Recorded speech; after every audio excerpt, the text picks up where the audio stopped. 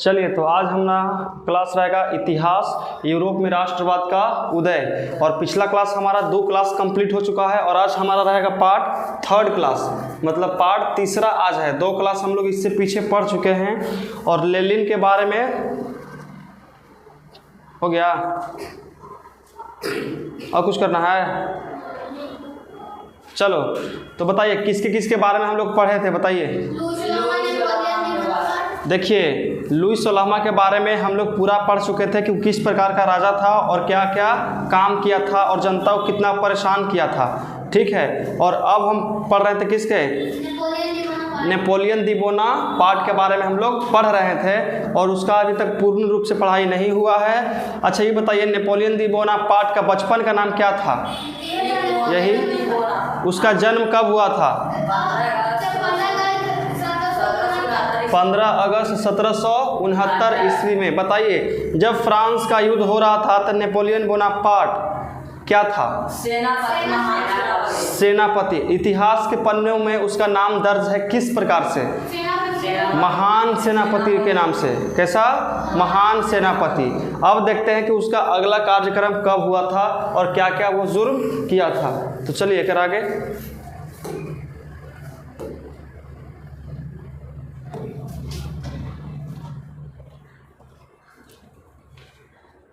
नहीं, चलो स्टार्ट कर दो। देखिए, यही है हमारे नेपोलियन दी बोनापार्ट, यही ना है। देखिए, एक बार आओ हम थोड़ा सा चल लेते हैं क्लास को लेकर के।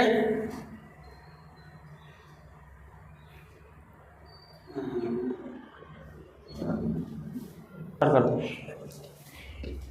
देखिए, यही हमारे है कौन सा? Napoleon Bonaparte. इन्हीं के बारे में हम लोग पढ़ रहे थे। और देखिए, समझते हैं कि नेपोलियन बोनापार्ट का जन्म कब हुआ था? तो 15 अगस्त 1769 ईस्वी। ये पिछला क्लास में हम लोग को कुछ किए थे, बता दिए थे। और इनका बचपन का नाम कौन था बाबू? नेपोलियन दी बोनापार्ट। अब बताइए, जब फ्रांस की क्रांति हो रहा था तो उस समय कौन थे? सेनापति। कौन थे? सेनापति। और सेनापति भी थे। कैसा सेनापति थे? तो महान सेनापति थे। कैसे थे? महान सेनापति। अब बताइए कि राजनीति में वो कब कदम रखे थे? अपना पहला कदम राजनीति में कब रखे थे? 1789 ईस्वी, जो फ्रांसीसी क्रांति है, जो फ्रांसीसी पहली क्रांति हुआ था ना 1789 में, पहला बार पढ़ाए थे ना 1789 की फ्रांसीसी क्रांति। उसी समय कौन किए थे?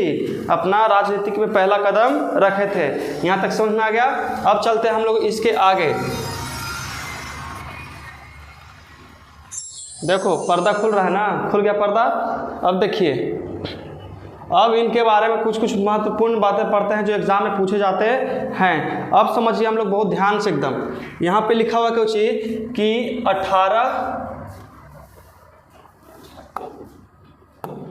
देखिए क्या लिखा हुआ है कि 18 मई 1804 ईस्वी। कितना लिखा है? 18 मई 1804 ईस्वी को वह सम्राट बन गए थे। कब बने थे? सम्राट 18 मई 1804 ईस्वी। जबकि 1789 ईस्वी में वो अपना पहला कदम कहाँ रखे थे? राजनीतिक में। तो बताइए, कितने वर्ष के तपस्या के बाद वो राजा बने हैं सेनापति से? बताइए, 89 का मतलब इधर कितना हो गया? 11 साल। और 11 4 कितना? 15 साल। मतलब 15 साल वो कड़ी तपस्या किए, मेहनत किए, छल किए, कपट किए, सबको मारे होंगे, तब वो कुछ किए हैं, राजा बने। तो कितने वर्ष के बाद राजा बने थे? 15 साल। कितना साल? 15 साल। पूछे जाएंगे एग्जाम में कि नेपोलियन दी बोनापार्ट कितने वर्ष उपरांत राजा बने थे? बताइए, कितने वर्ष बाद? 15 वर्ष बाद। अब देखिए, वहाँ लिखा है कि अपना एक अलग कानून बना लिया। देखिए, अब जब कोई भी राजा बनता है, जब कोई भी प्रधानमंत्री बनता है, तो वो लोग अपना नया कानून लगाता है कि नहीं लगाता है? अपना नया कानून बनाता है कि जैसे हम कहेंगे वैसे ही होगा। आप दूसरा ट्यूशन में जाते होंगे तो आपको अलग प्रकार के कानून मिलता होगा, है कि नहीं है? अलग डिसिप्लिन मिलता होगा।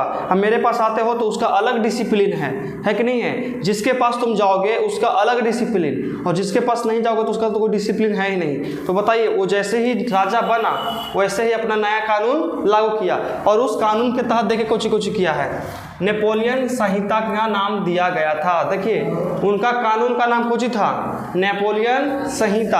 आपसे पूछे जाएंगे कि नेपोलियन बोनापार्ट जो कानून बनाया था उस कानून का नाम क्या था, तो बताइए नेपोलियन संहिता। कुछ था नेपोलियन संहिता। ऐसा में यहाँ तक कोई दिक्कत है? कौन सा कानून बनाए थे बताइए? नेपोलियन संहिता। यहाँ तक आपको समझ में आ गया? नेपोलियन के बारे में यहाँ तक आपको समझ में आ गया कि नहीं आया, बताइए। आगे ना समझ में? तो फिर से शुरू से चलते हैं। इनका जन्म कब हुआ था? तो 15 अगस्त 1769। इनका बचपन का नाम कौन था? नेपोलियन दी बोनापार्ट। ये बताइए जब फ्रांसीसी क्रांति के समय किस पद पर थे? महान सेनापति। उन्होंने अपना राजनीति का पहला कदम कब रखा था? 1789 ईस्वी। कब हुआ था? 1789। और ये पूर्ण रूप से राजा कब बने थे? 18 मई 1804। अभी बताइए कि ये मतलब कि राजा बनते ही कानून चेंज किए कि वही कानून था?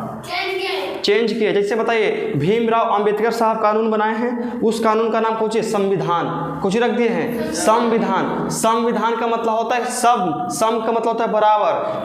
बराबर सबके लिए बराबर कानून है ना, सबके लिए बराबर कानून। इसी तरह से इन्होंने अपना कुछ रखा था नेपोलियन संहिता, अपने नाम पर रख दिया नेपोलियन संहिता। चलिए यहाँ तक समझ में आ गया। अब देखते हैं कि नेपोलियन के द्वारा किए गए काम क्या क्या हैं। नेपोलियन कुछ काम किया है राजा बनकर।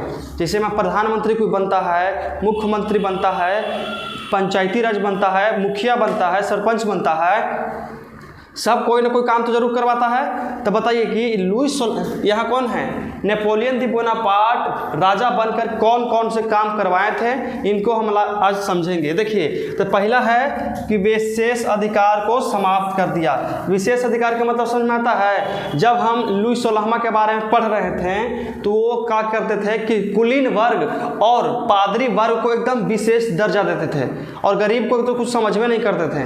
बात सही है कि झूठ है बताइए? नेपोलियन जो लुई 16वां थे वो दो वर्गों को ज़्यादा मान्यता देते थे। कौन कौन वर्ग थे वो?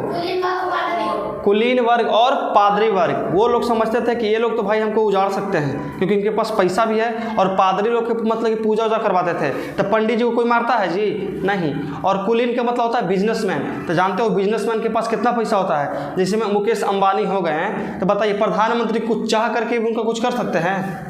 कुछ भी नहीं कर सकते हैं, क्योंकि प्रधानमंत्री 5 साल के लिए है। उसके बाद वो अगर हार गए तो प्रधानमंत्री से खत्म। अब अगर मुकेश अंबानी चाहेंगे तो 5 साल के बाद प्रधानमंत्री को निस्तो नाबूद कर सकते हैं। मतलब सुन में आया? राताराती गायब एकदम। हम लोग समझते हैं कि एक है प्रधानमंत्री, फिर कहेंगे कि एक था प्रधानमंत्री। ऐसा में इसलिए बिजनेसमैन से कभी टक्कर नहीं लेना चाहिए। वो लोग के पास पैसा बेअंदाज होता है, एकदम अनथा होता है। ऐसा में अब मुकेश अंबानी जी हैं, उनका कोई कुछ बाल बाका कर सकता है जी?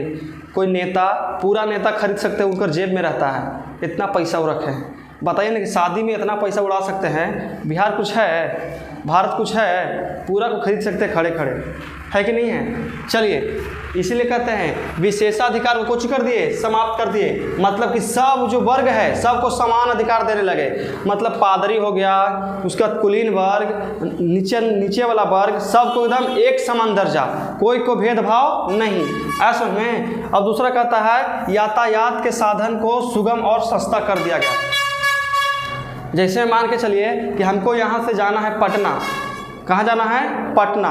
तो पटना अगर यहाँ से जाते हैं, मान के चलो कि लुई 16वां के वर्ग में, लुई 16वां के राज अभी चल रहा है और हम यहाँ से जा रहे हैं पटना, हमको से ले रहा है 10,000 रुपये पटना जाके। कितना ले रहा है? 10,000 रुपया। कोई जाल चाहेगा पटना? सब पैदल ही चल जाएगा। कहाँ चल जाएगा? पैदल ही। अब पैदल जाएगा तो कुछ लुटवा देगा रास्ता में, लुटवा सकता है कि नहीं लुटवा सकता है? लुटवा देगा रास्ता में। 10,000 रुपया लुई 16वां के इतना महंगा था यातायात के साधन कि आपको अगर यहाँ से यहाँ जाना है ना तो खूब पैसा देना पड़ेगा। जैसे मान के चलिए कि यूरोप था ना जी, मान के चलो कि पूरा कुछ ही हो गया, यूरोप हो गया। तो यूरोप में तो बहुत सारा हो गया, है कि नहीं है? बहुत सारा राज्य है, बहुत सारा देश है कि नहीं है? बताइए। यूरोप में बताइए कितना देश मिलकर के बना है, 44 से 45 देश मिलकर के कुछ ही बना है कि यूरोप बना है। अगर हमको यहीं से इधर से उधर कहीं जाना है ना, तो बताइए अगर कहीं जाना है, अगर यहाँ से हमको यहाँ जाना है तो खूब पैसा देना पड़ता था, खूब एकदम। तो क्या किया नेपोलियन बोनापार्ट, उस सब के साथ संस्था कर दिया, कुछ कर दिया, संस्था कर दिया। और सुगम का मतलब कि गाड़ी छकड़ा भी चला दिया। पहले बैलगाड़ी था तो बैल के बेहोश हो गया तो रास्ता गाड़ी में रुक गया, लेकिन उस सब को दम अच्छा से किया और सब यहाँ से यहाँ जाओ, यहाँ से यहाँ जाओ, यहाँ जाओ, यहाँ जाओ, यहाँ जाओ, सबको कुछ कर दिया, संस्था कर दिया। तो यातायात के भी सुविधा कुछ किया संस्था। पहला काम कुछ किए थे बताइए, मतलब कि विशेष अधिकार समाप्त कर दिया, जो जिसको ज़्यादा दर्जा दिया जाता था वो सब खत्म हो गया। और दूसरा कुछ था, यातायात को संस्था कर दिया। ऐसे में और देखिए तीसरा कहता है कि संचार व्यवस्था को अच्छा और सुगम कर दिया।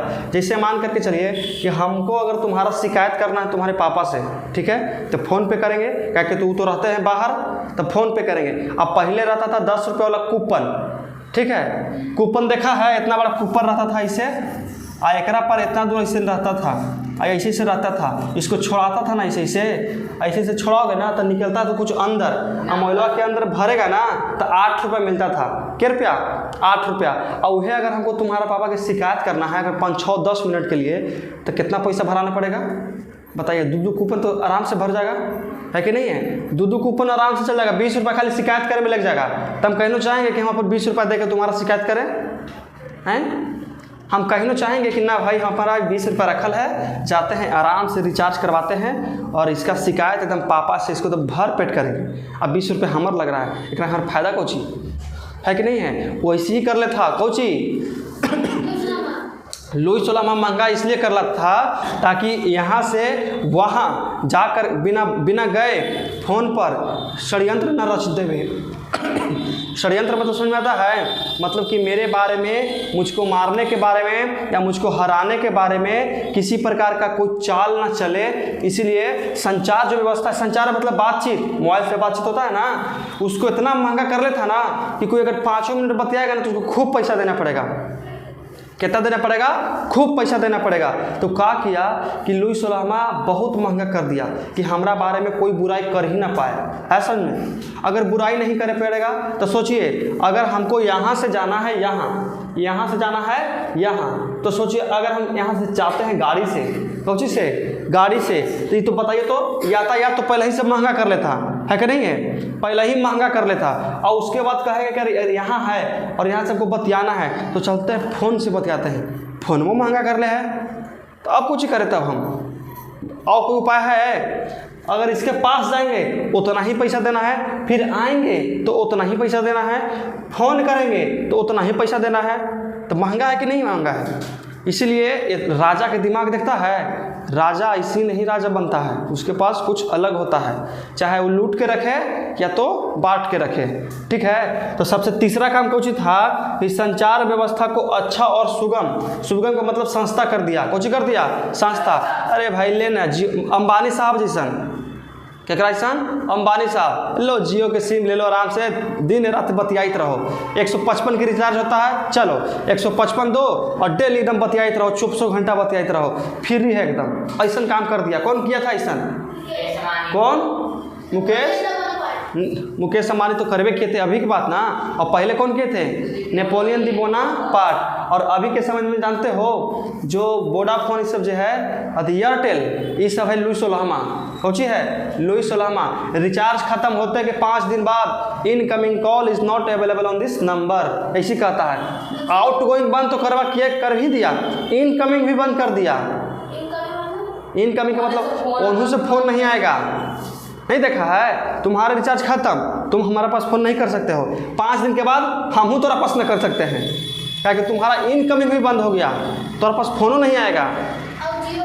जियो में है ना, आपका रिचार्ज खत्म होगा, कोई दिक्कत नहीं, आपके पास फ़ोन आना कभी बंद नहीं होगा, ठीक है। रिचार्ज करवाओ या ना करवाओ, फ़ोन आना कभी बंद नहीं होगा। अब कभी कभी जानता है जियो में ऐसी चीज़ है कि अपने रतिया में चले लगता है नेटवो। ऐसा में रिचार्ज रहे चाहे ना रहे, अपने 1 GB 2 GB 5 GB चल जाता है, अपने एकदम चलता है ना जी। कभी आजमाए हो?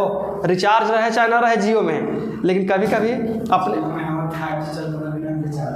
बताओ, बिना रिचार्ज के 5G धर रहता है, चलित रहता है। सोचो, ऐसा ना होना चाहिए, थोड़ा सा महंगा सही लेकिन सुगम होना चाहिए। ठीक है, चलिए पहला काम कौन सी था कि विशेष अधिकार को समाप्त कर दिया। दूसरा काम यातायात को संस्था कर दिया। तीसरा काम संचार व्यवस्था संस्था कर दिया। अब कहता है कि आर्थिक समानता को दूर करने का प्रयास किया। आर्थिक समानता का मतलब पहले सबसे अमीर आदमी कौन था? राजा को छोड़ के कुलीन वर्ग, पादरी वर्ग, और सबसे गरीब था ये सब। तो क्या किया कि जिसके पास ढेर मन जमीन है ना, मान के चलो कि हमारे पास 50 बीघा जमीन है, तुम्हारे पास 1 कट्ठा है, तो हमारा भी से 40 बीघा ले करके गरीबों में बांट दिया कि ले भाई तो खुश रहो सब, चलो खुश रहो। एक पास कौची कर रहा है ना, खाए के खर्ची नहीं है, इसके पास 50 बीघा जमीन है, 50 बीघा के कौची करेगा, ऐसे ही परिते ना है, लोग गरीब को बांट देते हैं। राजा कुछ करता था, गरीब के बांट दिया। ये कौन किया था मालूम है? Napoleon Bonaparte. क्या किया था कि जिसके पास बहुत सारा जमीन रहता है ना, वो क्या करता था कि उसको से सब छीन करके और गरीबों को कुछ करता था, देता था। तो बताइए, अगर गरीबों के बारे में हम लोग इतना सोचेंगे तो गरीब हमको भगवान नहीं मानेगा? मानेगा कि नहीं मानेगा? भाई भगवान का भेजा हुआ दूत है। कौन है? भगवान का भेजा हुआ दूत है। और नेपोलियन बोनापार्ट यही अपने आप को समझ लिया था कि हम भगवान के भेजे हुए दूत हैं। और वही दूत जब उसको अपना पर घमंड हुआ था इतना कस के ना, वही घमंड इसको ले डूबा। कुछ क्या था? ले डूबा था। नेपोलियन बोनापार्ट मात्र 15 से 16 साल राज किया था, उसके बाद इसको मार दिया गया था। मारा था बड़ी मानी देश मिल करके। जब हम कोई अच्छा काम करेंगे ना बाबू, तो हमको विपरीत बहुत सारा लोग खड़ा हो जाएगा। ऐसा में अगर हम बहुत अच्छा काम करते हैं तो हमको गिराने के लिए हमको रास्ता से हटाने के लिए हमको मरवा भी सकता है या तो गिरवा भी सकता है। ऐसा में सोचो, अब खान सर हैं, सबसे संस्था पढ़ा रहे हैं, उनके ऊपर बम भी चला है। चला कि नहीं चला है? इसीलिए इतना भी अच्छाई ना करो कि अगला लोग ऊँचे हो जाए, उससे एकदम जलने लगे कि भाई अगर वो इतना संस्था पढ़ाएगा तो हमने कहाँ जाएंगे पढ़ाने, है कि नहीं है? चलिए यहाँ देखिए, ऐसा में आर्थिक समानता का मतलब समझ में आया। जो ज़्यादा अमीर था, आर्थिक का मतलब पैसा कौड़ी होता है। कुछ होता है पैसा कौड़ी। जो ज़्यादा अमीर था उसको से ज़मीन ले करके गरीबों में दे दिया जाता था। तो गरीब अमीर एक समान हुआ कि नहीं हुआ? गरीब और अमीर एक समान हो गया, हुआ कि नहीं हुआ? ऐसा में उसके बाद कहता है कि समंती व्यवस्था को समाप्त कर दिया गया। समंती व्यवस्था हम बताए थे। समंती व्यवस्था का मतलब जमीन हमर, मालिक हम, उसमें अनाज भी उपजाए हम, लेकिन लेके जाएगा वो अंग्रेजवा। कौन लेके जाएगा? लुई सोलहवां लेके चल जाता था। कौन लेके जाता था? लुई सोलहवां लेके चल जाता था कि नहीं भाई हमको चाहिए तो चाहिए। वो भी व्यवस्था खत्म कर दिया। कहा कि नहीं भाई तुम्हारा खेत है, तुम उपजाओ, तुम खाओ, जितना देने का मन है दो, नहीं देने का मन है मत दो, अपने पास रखो, भर भर पेट खाओ, बाल बच्चा के खिलाओ। ठीक है? नेपोलियन बोनापार्ट अच्छा बहुत काम किया था। ऐसा में ये सब जितना काम है सब खराब काम है, सब कितना अच्छा काम है। ठीक कहते हैं। ठीक है, यहाँ तक समझ में आया कि नहीं आया? बताइए, यहाँ तक समझने में कोई दिक्कत है तो बता सकते हैं। सबसे पहला इनका काम कौन सी था बताइए? सबसे पहला काम कि विशेष अधिकार को समाप्त कर दिया गया, यातायात को संस्था कर दिया गया, संचार व्यवस्था को अच्छा और सुगम कर दिया गया, आर्थिक समानता दूर करने की प्रयास की और हो भी गया होगा। अब देखिए, समंती व्यवस्था को समाप्त कर दिया। यहाँ तक समझ में आया? ये है नेपोलियन बोनापार्ट का अच्छा काम। कैसे कैसे काम? अच्छा काम। चलते हैं हम अपना अगला। देखिए पर्दा खुल गया, खुल जा सिम। चलो समझ में आया? अब इसके आगे हम लोग देखेंगे, इसके आगे कुछ करेंगे, देखते हैं। देखिए अब आता है राष्ट्रवाद के। ये क्या हुआ जी? ये पर्दा तो दोबारा लग गया, पर्दा दोबारा लग गया, फिर से खुल जाओ।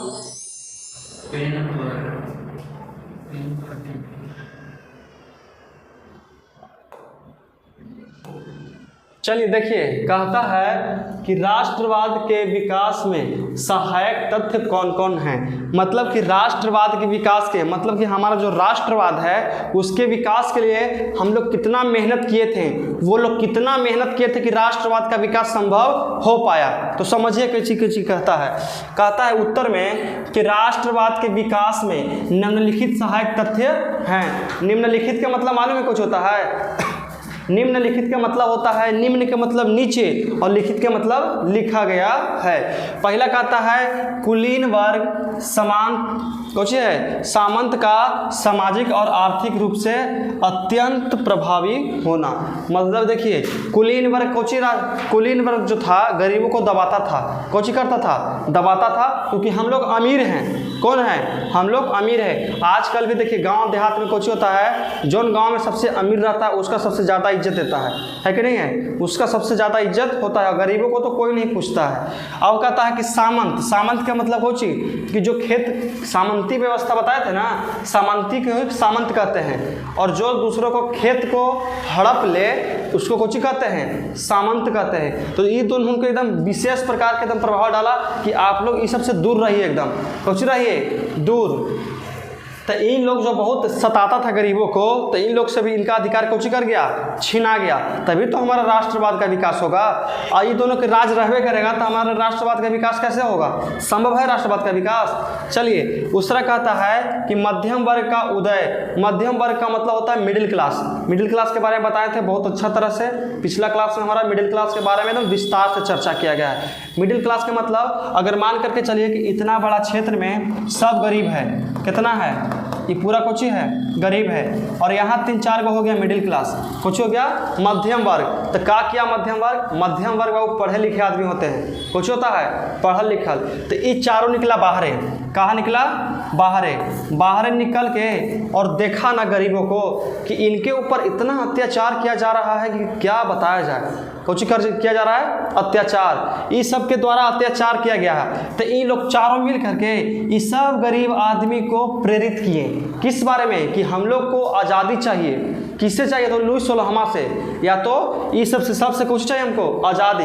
तो बताइए भीड़ में से 4 गो आदमी निकल करके सबको समझाया तो हर कोई समझता है।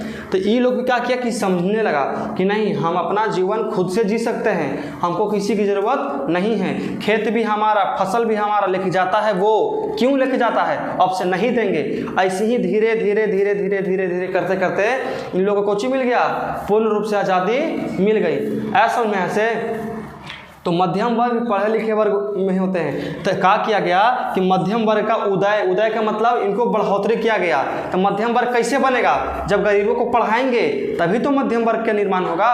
अब बताइए गरीबों को पढ़ाए नहीं करेंगे तो मध्यम वर्ग जितना है उतना ही रहेगा, धीरे धीरे घटते चल जाएगा, लेकिन बढ़ेगा नहीं। ऐसा में उसका देखिए नुक्कड़ नाटक और खेल ड्रामा के जरिए लोगों को जागरूक करने का प्रयास किया गया, जिसे रूमानीवादी कहा जाता है। देखिए ये तीसरा टॉपिक बहुत अच्छा है।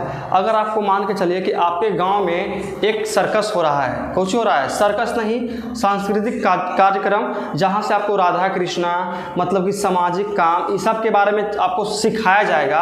अगर आपको सिखाया जा रहा है तो आपके मन में देख करके यही लगता है कि नहीं, वो जो कह रहा है बिल्कुल सही कह रहा है और हम भी अपने घर पर जाएंगे तो ऐसे ही काम करेंगे। अगर आपको सफाई मंत्री के बारे में बताया जा रहा है, स्वच्छता के बारे में बताया जा रहा है कि देखिए हम यहाँ से आपको बता रहे हैं कि हम मान के चलो कि हम सर्कस चला रहे हैं, ठीक है, सर्कस चला रहे हैं, हम आपको बता रहे हैं कि अपने घर को साफ रखिए, डेली झाड़ू मारिए, तो आपके दिमाग में एकदम यही बात आएगा कि नहीं, बात तो सही है, साफ रखने से घर स्वस्थ रहता है, घर परिवार कुछ रहता है, स्वस्थ रहता है। अब अगला दिन अपन घर जाइएगा और एक झाड़ू उठाइएगा, अब पूरा रोड को बहार दीजिएगा, कौची लगी? क्योंकि हम आपको बताए हैं, आपके दिमाग में ये बात अंदर घुसा है कि नहीं, सफाई रखने से अच्छी बातें आती है। अब कहता है कि सुबह सुबह उठने से अच्छी बातें रहती है। तो जो सुबह उठता है उसका दिमाग कुछ रहता है, फ्रेश रहता है। जैसे हम ये हो गए हैं, इनसे पहले कोई उठता है जी, बताओ 5 बजे हम कोई पहुंच जाते हैं, हम सुतले रहते थे, ठीक है। ऐसा में तो नुक्कड़ नाटक का मतलब है कि जैसे ही मतलब कि चौराहा पर नाटक के जरिए, किसके जरिए, नाटक के जरिए लोगों को प्रभाव किए कि नहीं हमको आज़ादी चाहिए, कौन सी चाहिए, आज़ादी। ऐसा में और उसके साथ साथ इनको बताया गया कि आप जागरूक रहिए, आपके ऊपर किसी का अधिकार नहीं है, आप अपने ऊपर किसी का अधिकार मत बनने दीजिए, ठीक है। यहाँ तो कोई दिक्कत है, बोलो, यहाँ तक समझ में आया। तो पहला काम इनका कौन सी था बताइए आप लोग, इसमें पहला काम कौन सी था वो बताओ। इसमें था कुलीन वर्ग और सामंत वर्ग का समाप्ति करना, मतलब ये दुल्हन के बारे में अत्यंत पीछे छोड़ देना, इन लोग के इनका अधिकार छीन लेना कि आप लोग जितना गरीबों पर अत्याचार किए हैं वो सब दूर कीजिए। उसके बाद है कि मध्यम वर्ग का कुछ करना, उदय करना, कि मतलब इसको बढ़ाना। तो बढ़ाएंगे कब, जब गरीबों को पढ़ाएंगे तब, ठीक है। उसके बाद कहता है नुक्कड़ नाटक और खेल ड्रामा के जरिए लोगों को जागरूक करना, ऐसा में। और इन्हीं नुक्कड़ नाटकों को कौन कहते हैं, रूमानीवाद कहते हैं। कौन कहते हैं, रूमानीवाद। आपसे पूछेगा क्वेश्चन कि रूमानीवाद से आप क्या समझते हैं, MBBI प्रश्न है यहाँ पे कि रूमानीवाद से आप क्या समझते हैं। तो बताइए, नुक्कड़ नाटक और खेल ड्रामा के जरिए लोगों को जागरूक करना ही कुछ कहलाता है, रूमानीवाद कहलाता है। यहाँ तक आपको समझ में आया। अब देखिए इसके हम लोग आगे चलते हैं।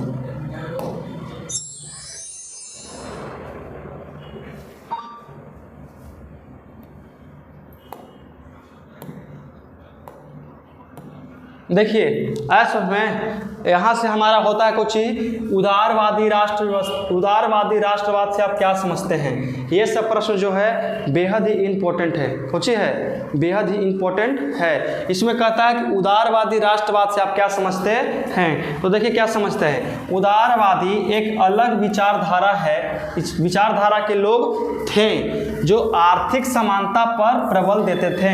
आर्थिक समानता का मतलब समझिए, उदारवादी एक ऐसा संगठन था ना जो गरीबों और अमीरों को एकदम एक समान करना चाहता था। अमीरों और गरीबों को एकदम एक समान, मतलब कि जो ज़्यादा अमीर है उससे उसका धन छीन करके गरीबों में कुछ करना, बांट देना, कुछ करना, बांट देना। उदारवादी का यही अच्छा बात था। उदारवादी एक अलग विचारधारा के लोग थे जो आर्थिक समानता पर प्रबल देते थे। आर्थिक समानता का मतलब समझिए, आर्थिक का मतलब होता है पैसा कौड़ी, कुछ ही पैसा हो गया, जमीन जायदाद, सोना गहना, ये सब। और समानता का मतलब कि बराबर करना, कुछ करना। समानता का मतलब सम, मतलब कुछ होता है बराबर। यहाँ देखिए सम का मतलब कुछ होता है बराबर होता है, मतलब कि जब पैसा कौड़ी होता है उस सब के कुछ करना, बराबर के रूप में बांटना, ना किसी के पास ज़्यादा और ना किसी के पास कम। उसके बाद देखिए उदारवादी राष्ट्रवाद के तहत आर्थिक समानता के आधार पर गरीबों को अलग बढ़ाने पर प्रबल दिया गया, आगे बढ़ाने पर बल दिया गया था। जैसे में समझिए, जैसे में कहा जाता है कि जब गरीब और अमीर इस क्षेत्र में, अगर उदारवादी के संगठन में जोन जुड़ा हुआ है, उदारवादी में जोन जुड़ा हुआ है, उसके नज़र में अगर जो ज़्यादा गरीब है तो वो क्या करेगा कि अपने पूरा संगठन को बताएगा कि देखिए इस क्षेत्र में अत्यधिक गरीबी है।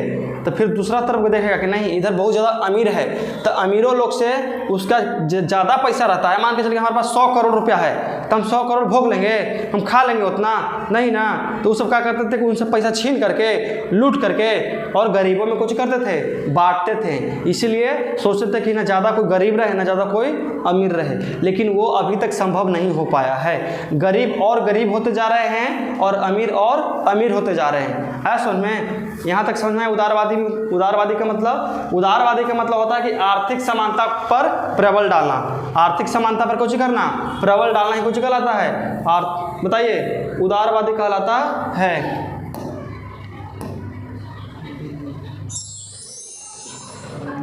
अब देखिए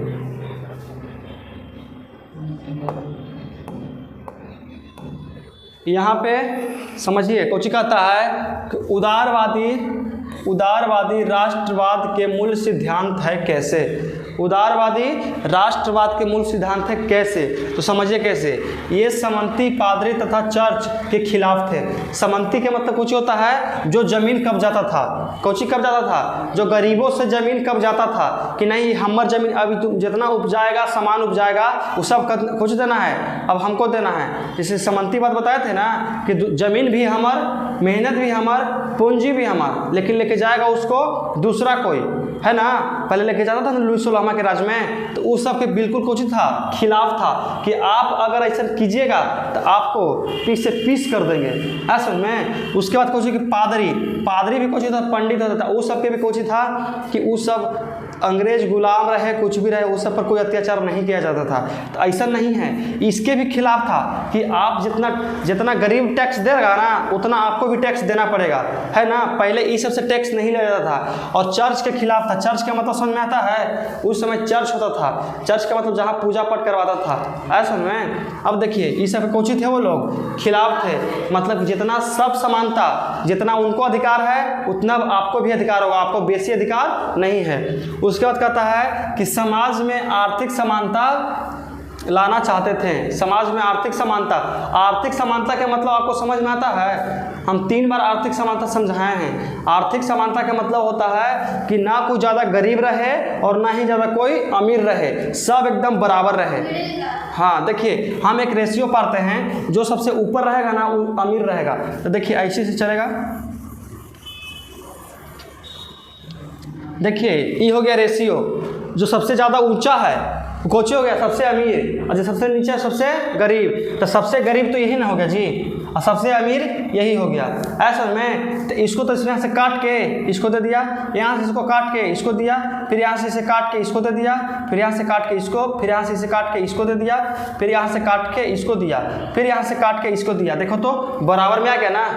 मतलब कि अगर इसके पास बेसी पैसा है तो ताने इसको काट के सबके दे दिया, तो सब बराबर हुआ कि नहीं बराबर हुआ? सबके पैसा बराबर हो गया ना।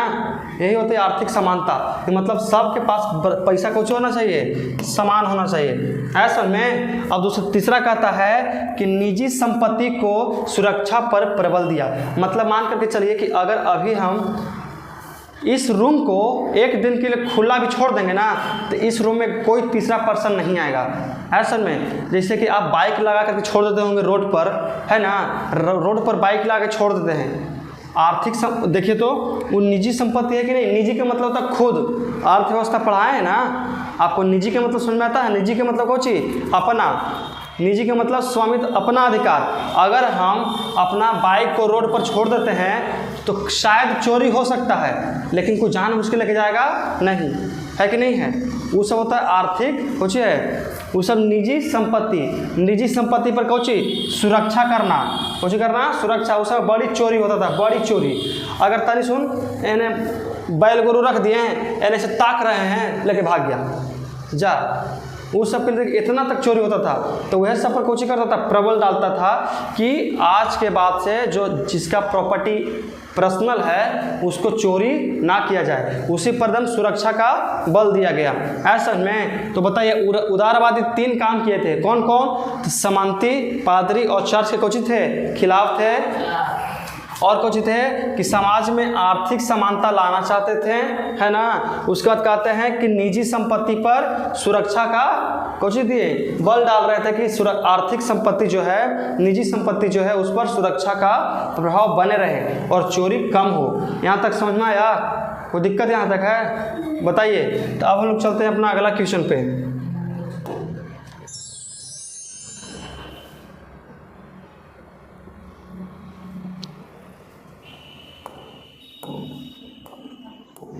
देखिए कौची कहता है सबसे पहले कि आर्थिक उदारवाद के प्रकार के थे? तो 2 प्रकार के। कौची आर्थिक समानता पर प्रबल डालने की कोशिश किए थे। ये तो मालूम है कि आर्थिक समानता कौची है, इस सब की कोची कर रहे थे? बताइए। आर्थिक समानता पर बल दिया गया। कुछ दिया गया? बल दिया। उसके बाद कहता है कि मुक्त व्यापार। कौची? मुक्त व्यापार। अब यहाँ पे नया शब्द आया है, मुक्त व्यापार। मुक्त व्यापार का मतलब होता है कि देखिए अगर आप 50 मतलब मान के चले कि 100 रुपया दिन में कमाते हैं, कितना कमा रहे हैं? दिन में 100 रुपये कमा रहे हैं और आपसे टैक्स लिया जा रहा है 80 रुपया। कितना लिया जा रहा है? 80 रुपया। तो बताइए 20 रुपया में कोई अपना जीवन यापन कैसे कर सकता है? करने की संभावना है? बताइए 100 रुपये बेचारा कमा रहा है और उससे 80 रुपया ले रहे हो तो उसके पास मात्र कितना बच गया? 20 रुपया। तो 20 रुपये में वो घर चलाएगा कि उस फिर से दोबारा पूंजी लगाएगा कि घर बनाएगा या बेटी की शादी करेगा? कैसे करेगा 20 रुपये में? कोई संभावना है? कुछ नहीं है। तो कहा कि ये सब कैसे होता था मालूम है? राजा के द्वारा जा के, मतलब समझिए आप एक चीज़ समझाते हैं। मान करके चलिए कि पूरा कुछ यूरोप हो गया और यहाँ पे भी सब कुछ है, सब क्षेत्र है और राजा रहता था। देखिए और राजा सगुर जाता था यहाँ से, बीच में रहता था और यहाँ से सभी जगह से कुछ करता था, पैसा को वसूलता था। जहाँ जहाँ व्यापारी थे, व्यापारी का मतलब कुछ बिजनेसमैन, जहाँ बिजनेसमैन थे सबके पास जा करके कहता था कि पैसा हमको चाहिए, तुम्हारा बिके या ना बिके, तुम्हारा पूंजी में से हमको चाहिए। पूंजी मतलब समझ में आता है? जिसे हम कोई आय पूंजी लगाते हैं, जिसे हम इस बोर्ड में पूंजी लगाए हैं कि नहीं लगाए हैं। उसी तरह से हमारा ट्यूशन चले या ना चले, लेकिन हमको अगर कोई आएगा और कहेगा कि हमको 10,000 रुपये चाहिए तो चाहिए, हम कहाँ से देंगे? बताइए हम कहाँ से दे सकते हैं? मेरे पास रहेगा तब ना देंगे। तो वही राजा करता था ना, ये जाता था और कहता था कि हमको चाहिए तो चाहिए, अब तुम जहाँ से दो। तो बेचारा परेशान होता था, कुछ होता था परेशान। क्या किया कि व्यापार को कुछ कर दिया, मुक्त कर दिया। मुक्त के मतलब कि राजा कहा, दो चार गो आदमी मिल करके कहा ना कि देखिए राजा साहब, आप तो एक राजा हैं। कौन है? राजा हैं। ये शोभा नहीं देता है कि हमारे प्रदेश के राजा सभी व्यापारी के पास जा करके पैसा मांगे, भगवान के नाम पे दे दें। ऐसे तो नहीं करते थे, पैसा जा करके सभी जगह मांगते थे। अच्छा लगता है बताइए तो। अब मुकेश अंबानी जी सब जियो वाला के सिम रिचार्ज करवाए हो, अब दुकान मांगेंगे कि भाई तोरा ही कितना की रिचार्ज अभी हुआ है, तोरा पास कितना की रिचार्ज अभी करवाया है। जैसे में जियो की सिम की रिचार्ज होता है ना, जैसे देखिए मुकेश अंबानी साहब क्या करेंगे, गाड़ी से चलेंगे दुकान, भाई लाओ अपन पैसा दे हमारे, तुम सिम बेचा ना है पैसा दो। अच्छा लगता है?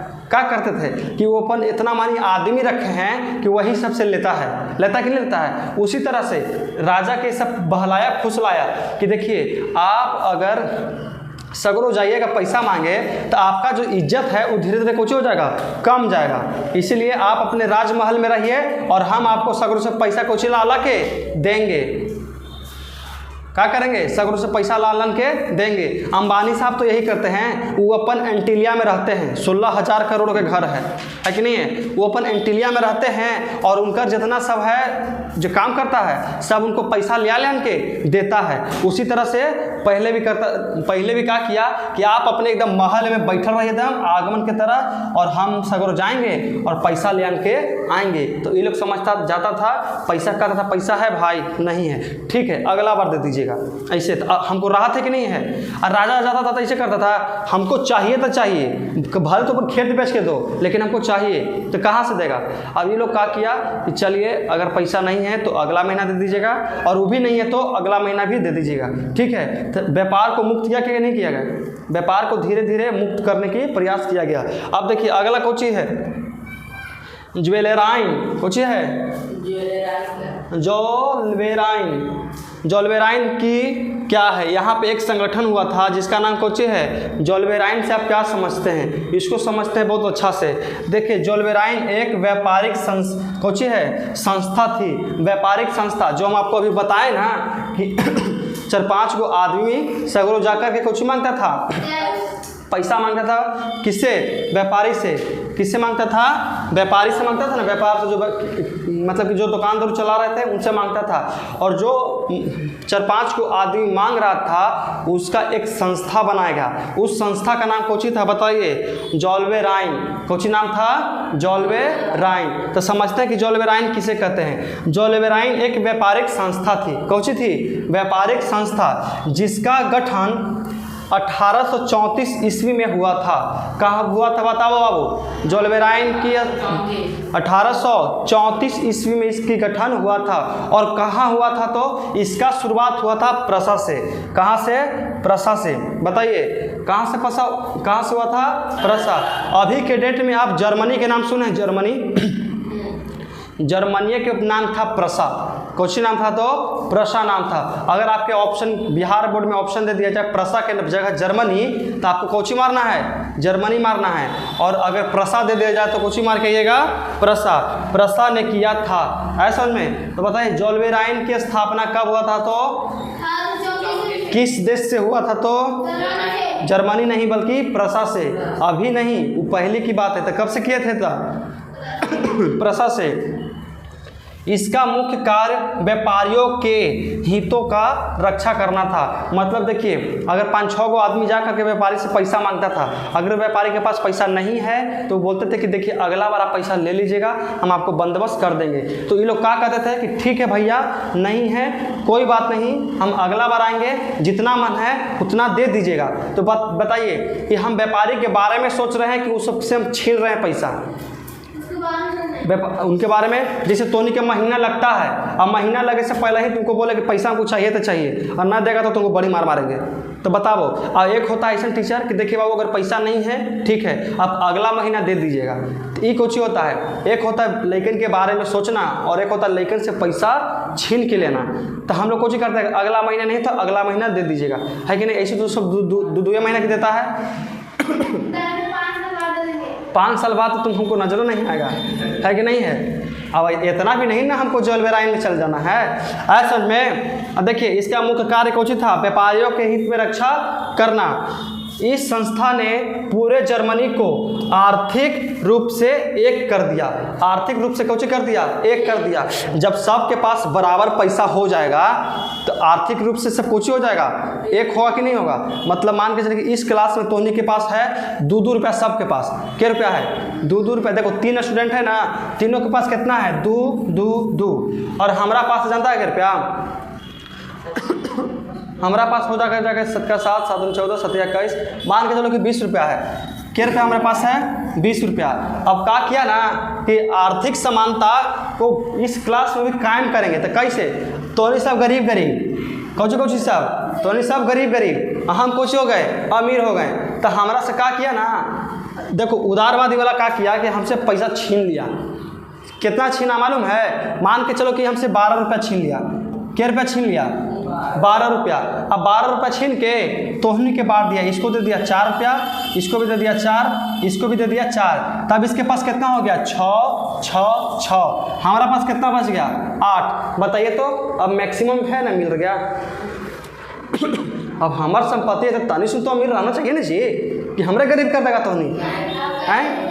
अब हमारी संपत्ति हमरे गरीब कर देगा तो अच्छा बात है। अब हमारी संपत्ति तो 2 रुपया बेसी रहे तो हमारा पास कम से कम 2 रुपये कम से कम बेसी रह देगा। यही ना कि हमारे से दूर 18 रुपये ले लो और तो 6 रुपये बांट दो, तो के पास 68 रुपया, हमारे पास 2 रुपया। अब हम हो गए झोला छाप, है कि नहीं है? तो बताइए आर्थिक समानता यहाँ प्रकट हुआ कि नहीं हुआ? मतलब कि आर्थिक समानता का मतलब कि अलार्म बज गया, बस 2 मिनट। देखिए आर्थिक समानता आपको समझ में आया?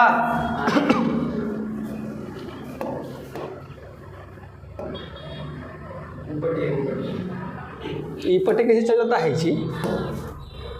देखिए समझिए, सबसे पहला बात कि जोल्वेराइन की स्थापना कब किया गया था? तो 1834। कब किया गया था?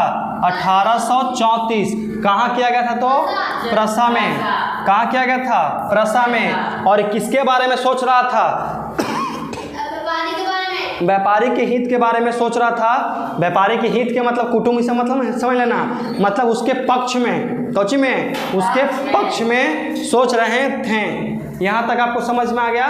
तो आज का क्लास हम लोग यही समाप्त करते हैं और हमारा पार्ट 3 वीडियो बिल्कुल कंप्लीट हो गया और कल का क्लास हो जाएगा हमारा, कल से स्टार्ट करेंगे पार्ट 4 वीडियो।